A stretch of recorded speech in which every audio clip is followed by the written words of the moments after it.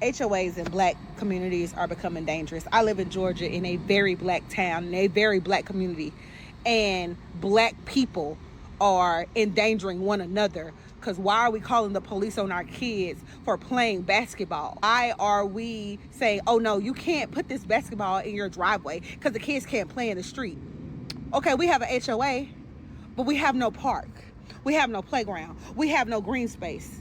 So kids can't play. This is how kids end up in trouble, because you simply say, oh, kids can't play in the street. Your kids end up in trouble because they bad. Baby, kids have been playing in the street for forever and a day. Cars should yield to children. Since when has that not been a thing? Cars should yield to the kids. This is a community that should not be speeding anyway. This is a closed community. We're not off a main street. We're a community. We're a subdivision. Didn't you know that when you bought the house? Did you not get the CC&Rs? Did you not know that there weren't any playgrounds in the community? Why'd you buy there? They can't put the goal up and play basketball. We're calling the police on kids playing. And then to say I'm an educator like that means something, it means nothing. We are a danger to our own people.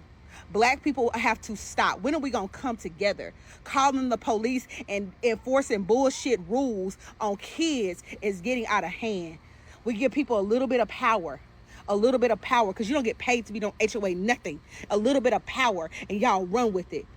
We need to protect black boys, black girls, black children at all costs. We don't need to be calling the police and enforcing bullshit rules by kids playing. It's summertime. Kids are going to play. They have 1 month of summer left, and they're going to be back in those classrooms. Allow them to play. They could be out here doing shit that ain't got no business doing, out here committing crimes. And you're policing them while playing basketball. Okay, guys, here we go. Obviously, she's upset about her kids. Most moms are going to be. And she's making a lot of good points about kids playing, and it seems like they're being picked on. But we got to press the brakes, because she lives in a community that has a homeowner association that have rules. And so kids should be able to play outside. Facts. But you bought a house in a community that obviously has rules against basketball goals at the end of the driveway or wherever you have them. And so that's on you. You're the parent, right? And I can just tell from your energy that you're teaching your kids the wrong thing. You're teaching them how to break the rules. So all of that energy that you have, that should be directed towards you and whoever else is the adult in the house that bought the house in a community that have the rules. So today, we're going to talk about homeowner association and the pros and the cons to buying a home that has a homeowner association component, so that before you, if you've not purchased a home, before you buy, you know where to look before you put your kids, your children, in a situation that is not optimal for them based on your lifestyle. So you want to stick around to the end, because over here, man, we just don't get you excited. We want to give you solutions, because on this channel, we simplify the home loan process. Before we go any further, let me introduce myself. My name is Robert, NMLS license number 180100. I'm a lender, 20 plus years. Gotta tell you that to give you some context as to why I'm even speaking on these topics, because a lot of you guys see things like this on various social media platforms, and it becomes one of those things where, oh, I'm never going to buy in an HOA. Well, you don't have to. You see, that's what they don't tell you. And what they also don't tell you is this: why are you buying in a place where you don't know the rules? That is really the issue. And so my opinion is this: if you're going to buy in a community that has an HOA, this is the advice that I'm about to show you that you don't want to follow. Let's check it out. Okay, so I don't know about y'all, but I get stuck on HOA TikTok, and I would love to know if there's anyone out there who belongs to an HOA who actually loves their HOA, and I would love to know why. Also, I feel if you stitch this, that you cannot be a board member of that HOA. If you are going to be in an HOA, why wouldn't you want to be on the board? Minimum, why do you not go to the annual quarterly, monthly meetings that determine the rules in an area that you're living, like the first video, that obviously has rules against certain things being put on the property that you signed up for. A lot of you guys have the same energy, in my opinion, that this lady has. You're saying, I don't have time to be on the board. That's your issue. I don't have time to go to the meetings. That's your issue. Again, you bought in a place that has these rules. You don't have to buy there. So if you do not have the time to participate, if not on the board, I understand that, but you're not going to the meetings, but you always complaining, that's on you. That's the problem. These folks are not your parents, and you signed the dotted line to buy in an area that has rules that you have no idea what they are, and all you want to do is complain. Let me ask you guys, does that make sense? Should you, as an adult, obligate yourself to terms and conditions that prevent certain things and then bitch and complain about it all the time? I'd like to know. Put that down in the comment section. I may have it wrong. Let's continue. Once again, visiting mom, 84, stepdad, 92. Today's episode of the HOA Saga, episode 2. So having a conversation with them and telling them that my neighborhood today was having a community garage sale. So they told me that they were going to have a community garage sale in this neighborhood next weekend, and if I had anything left to bring it over. So I said, okay, cool, I'll bring over some stuff. And they proceeded to tell me that they cannot keep any of the proceeds for the garage sale. All the proceeds have to go to the HOA. They cannot have a garage sale in front of their place. They have to donate stuff to the clubhouse, and they're gonna sell the stuff at the clubhouse, and all the money from their stuff and all these houses in this HOA community goes to the HOA. So I ask, well, what do they do with the money? They don't know. Assessments still come for roads. They just had a pond that broke that had a $250,000 assessment. This has got to be the worst HOA, bunch of Nazis that I've ever heard of.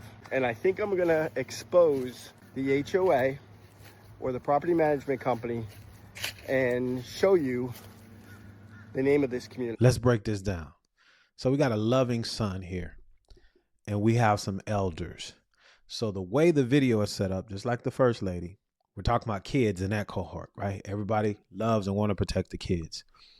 Also, everybody wants to love and protect the elders. I get it. I'm going to advocate for mine as well. So it's starting off good.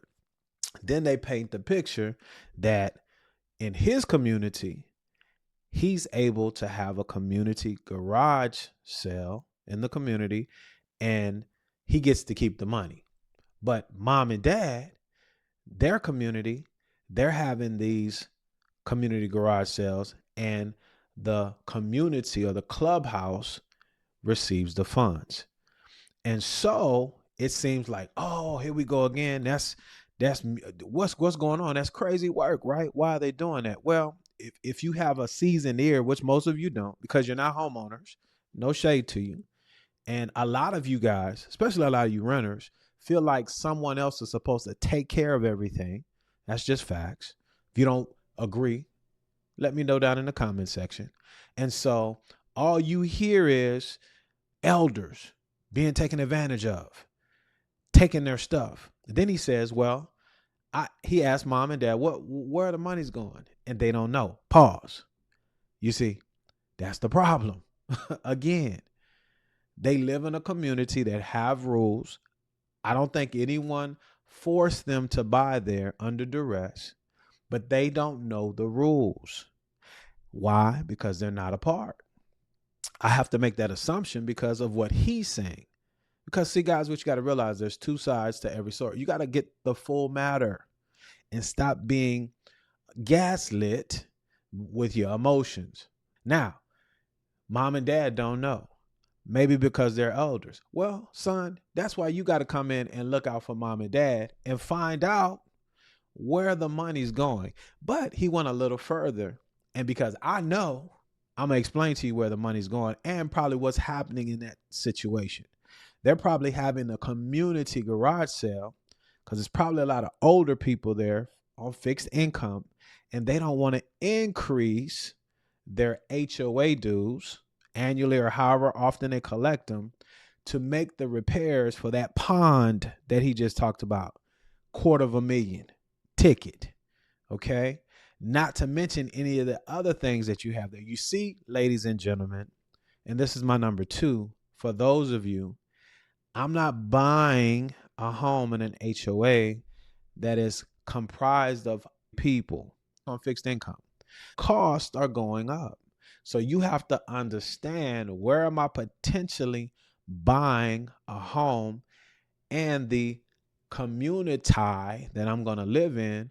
What do the incomes look like? So back to this situation, just helping you out, 20 plus years in the game, homeowner, HOA participant, not talking from the bleachers, somebody that's doing it. The deal is this. My assumption is they want to keep their costs lower because the community probably complained because of the big capital expenditures that they have to maintain. And so that's probably why they've offered that for the community, but they don't know. And that's the problem. He doesn't know. That's the problem. But he on TikTok trying to out a community, and he might get sued because that might be in the CC&Rs as well. And these folks have lawyers. So before you guys run and jump, let somebody gas you up. Here's the deal. Before you buy in a community that has an HOA, understand the rules, the CC&Rs. Number 2, understand the makeup of the community and think about it from the standpoint of what kind of incomes do these folks have? Are they fixed incomes? And then I'll add this with number 2 as well. What amenities in the community do we have? Because we, the people, there's no government entity. You're the government. And it's just like voting and politics and all this stuff now that people are, all they want to do is complain, but nobody participates. More importantly, nobody reads. You go to a video. So you don't know what the rules are. So before you buy in those communities, number 2, understand the community makeup just from the eye test. I'm going to give you some more tactical things that you could do before you buy to help you make this determination.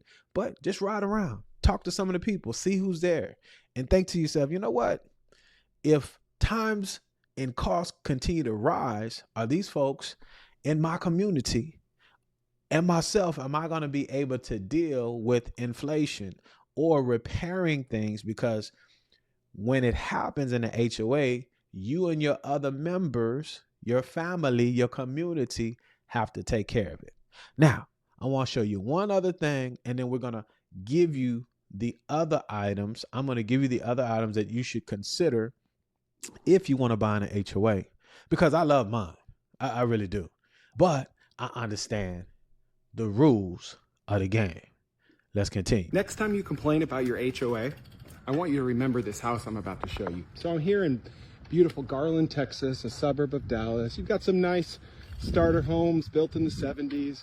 Okay, not bad, not bad. Okay, yeah, this is a nice little place I could see raising my family. Let's just keep going. What is this? What the?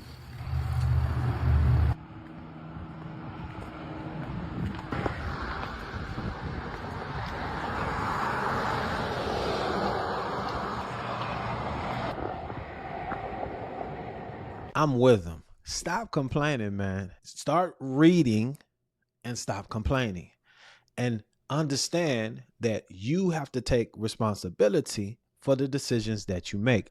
When it comes to buying a home in a homeowner association, there's pros and there's cons. It's like life, man. There's pros and cons to everything. What other things do you need to consider when buying in an HOA? to determine if that's what you want to do. Understand the HOA has power to place liens and things of that nature when the rules aren't followed. Understand that there's a board that you can vote to be on the board. Okay. But if you're not on the board, the minimum is you need to participate and understand by going to the meetings and being active. The reason homeowner association entities are being created is because the municipalities, the cities in which you live, are passing those costs. What costs? Garbage, maintenance of the roads, all those things are being passed to the builder when they develop these things so that the city does not have to incur those costs. And so if you're buying new construction and it's on the outskirts, the suburb, the city may annex you for the tax dollars. In the school, we're not even going to talk about that foolishness and all the money they stealing, but you'll get annexed. But when it comes to maintaining your roads and garbage and all that, you guys have to pay for it. You have to understand the insurance position. Any community that you go in, big luxurious entrances and gates, those things cost money to maintain. The streets take money to maintain. Pools, ponds, any of those things. And then also the insurance that is tied to those things. And just like the insurance on your home, costs go up and down. Okay. So you have to understand, do I have the ability to absorb special assessments, pond repair, gate repair? Did somebody get hurt at the pool and now our insurance premium has gone up? These are things that you have to consider. That's why I don't want a community with a pool. I don't want a community with 200 or 300 people. Think about it. In my opinion, if you're going to do a HOA, it needs to be a smaller community, less than 100 people, which is a lot. And they have to have the financial ability to maintain. This is why, ladies and gentlemen, the peace test that we've developed helps you determine where you are on the ladder or the journey to buying. Click the link in the description or the pinned comment. Take the peace test and it'll let you know if you're ready to move forward. And if you are, schedule a consultation and let's start the process to determining if you can afford a home. Here are a couple of tactical things. When you're looking at a house in an HOA, you want the financials and you want to make sure that the reserves, that there's 70% of the reserves. So whatever the breakdown is as far as the costs are concerned, do these folks have cash reserves, emergency funds of 70% or more of that? If it's less than that, hey, I ain't doing it, right? And make sure that you understand how the HOA is run. How do you do that? You talk to some of your potential neighbors. See, we got to get out and talk to folks. A lot of these folks have created a Facebook group. Those are your rebels, the rebel rousers, the complainers. They never read, they just complain and they want to do what they want to do. And they think they're going to change the rules. You're not going to change the rules. If you watch this video, that lets me know that you are in the mind of purchasing a home. I think you will enjoy these next two videos, right? Because if you want to buy a home, you need to know the documents that you are going to have. You want that process to be clean. So watch the documents in this next video that I've curated just for you. And it will help you continue your education until the time that you're ready to reach out. Let's be good to one another, guys. Let grace abound. And you guys stay blessed. Indeed.